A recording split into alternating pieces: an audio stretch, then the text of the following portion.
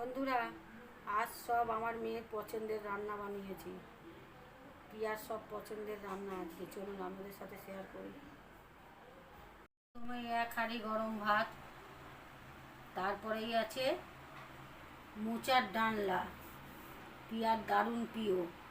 নারকোল দিয়ে, ছোলার ডাল দিয়ে, ঘি, গরম মশলা, আদা বাটা, আর আজকে ভাজা মশলা দিয়ে বানিয়েছি এটা।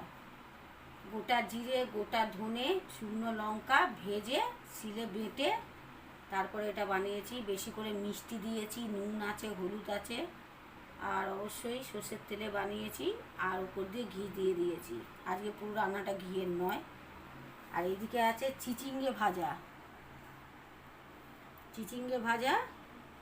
আর এই যে সব থেকে যেটা ওর প্রিয় সেটা হলো মাছ ভাজা।